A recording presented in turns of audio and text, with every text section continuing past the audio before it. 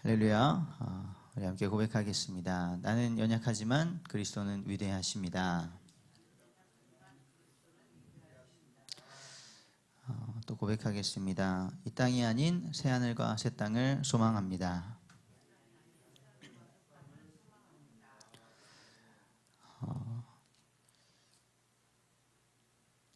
오늘 나눌 말씀의 제목은요, 여호와를 경외하고 생명을 존중하라.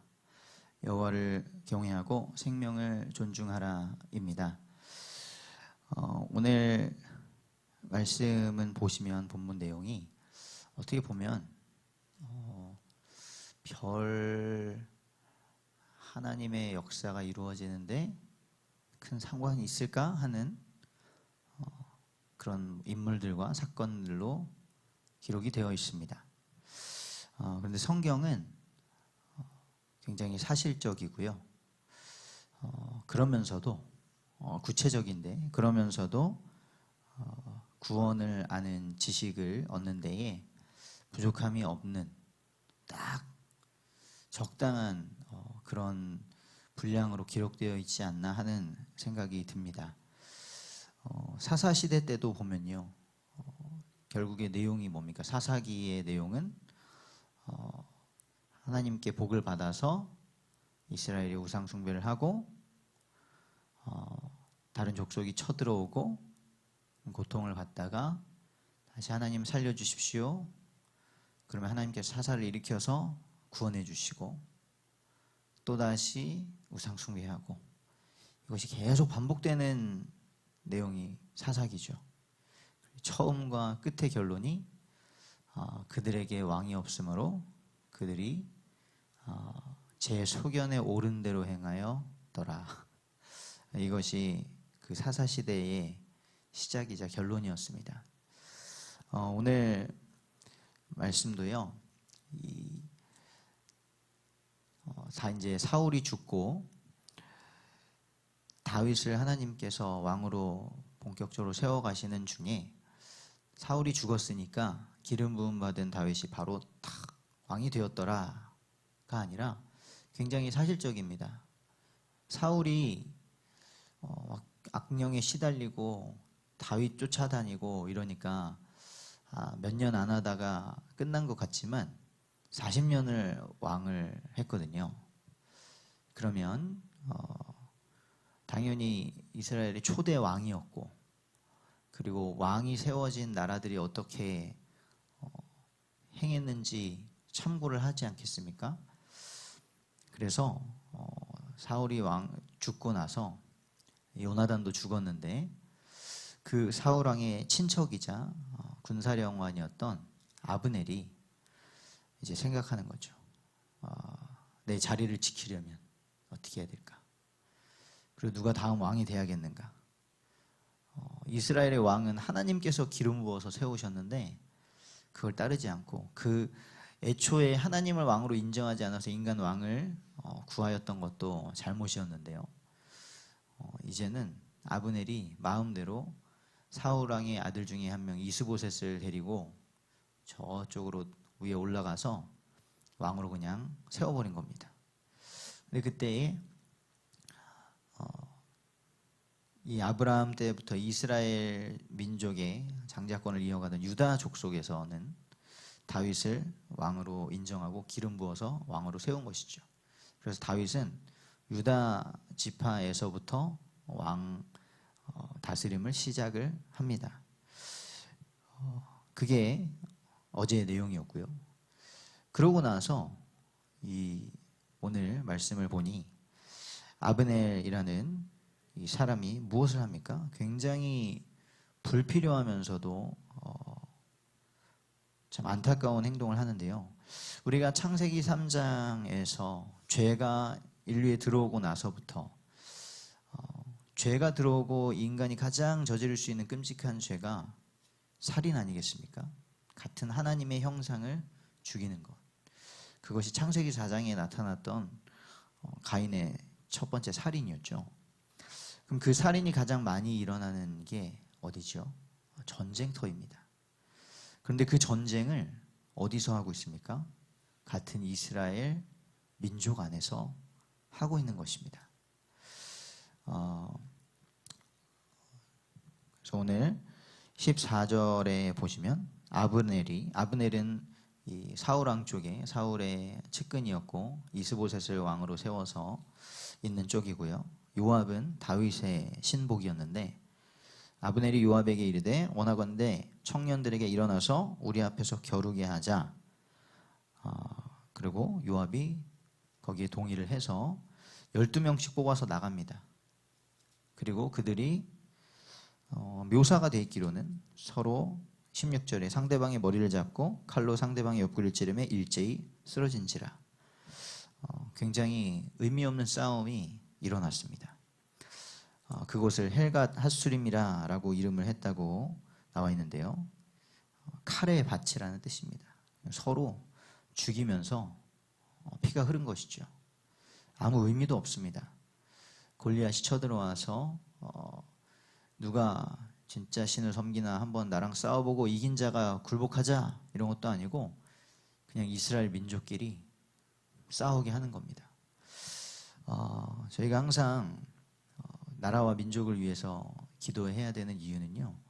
나라를 이끌어가는 지도자들이 하나님을 경외함이 없으면 청년들 후대들이 그 인생이 의미 없이 소비가 돼버리는 것이죠. 그래서 정말 우리 나라를 이끌어가는 지도자들 또한 우리 한 사람 한 사람에게 정말 진리의 말씀을 선포하여서 변화시키는 교회들을 위하여 우리가 힘써 기도해야 될 줄 믿습니다.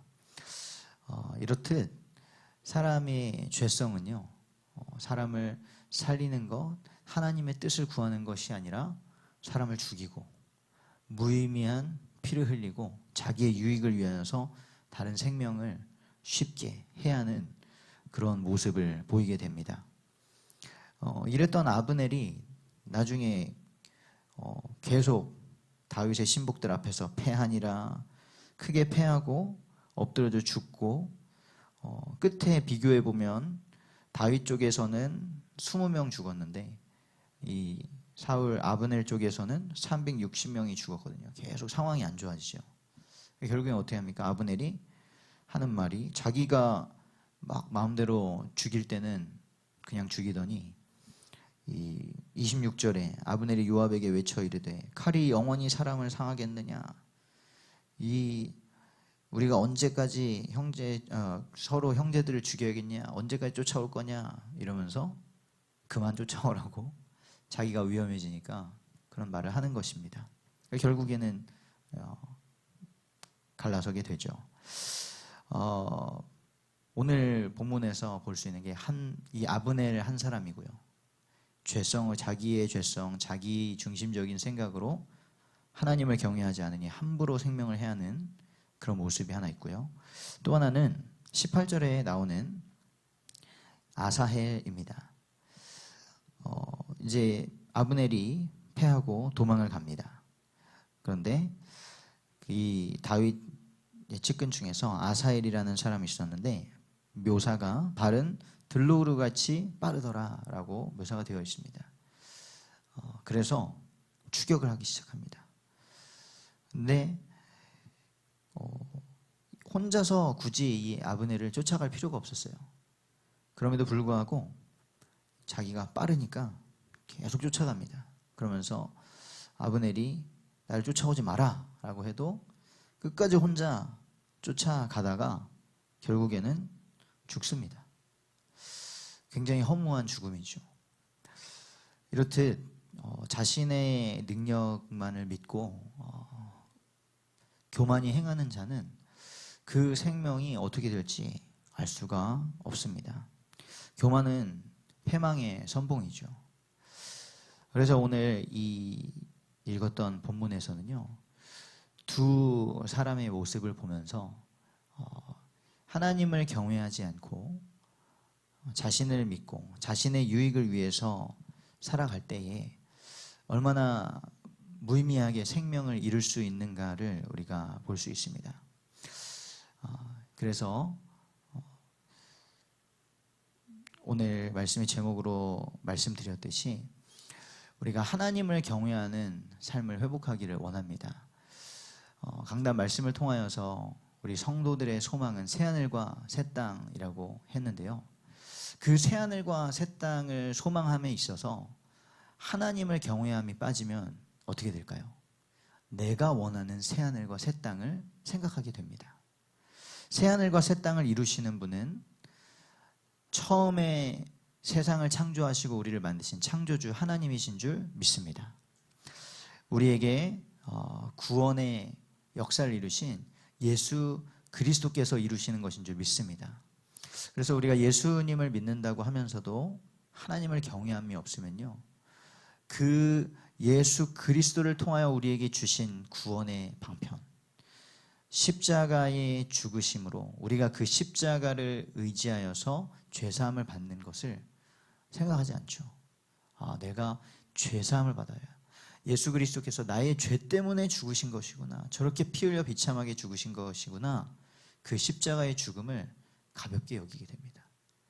그리고 예수님께서 이루신 그 부활, 이 부활의 생명을 소망으로 두지 않고 이 땅의 것, 내 이 육신의 삶만을 붙들게 되는 것이죠. 그래서 오늘 우리 성도님들과 제가 붙들기를 원하는 것은요, 하나님을 경외하는 마음입니다.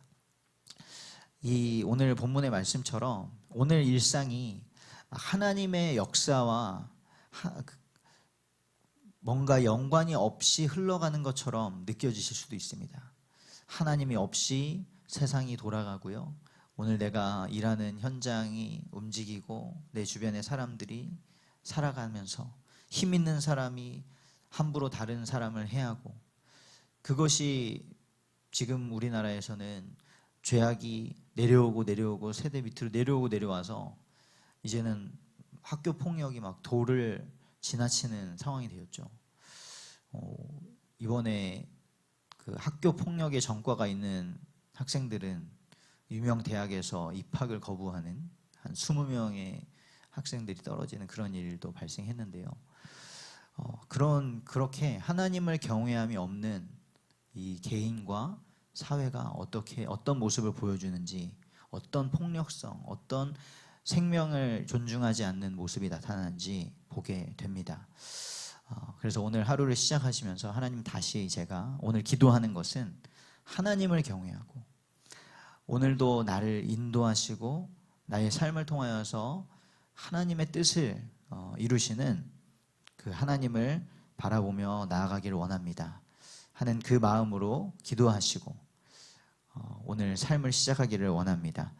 우리를 통하여서, 오늘 그 하나님을 경외하는 저와 우리 성도님들을 통하여서 주변의 모든 사람들이 새하늘과 새 땅의 소망을 가지게 될 줄을 확신합니다. 우리가 그러한 축복의 통로가 되기를 주님의 이름으로 축복합니다.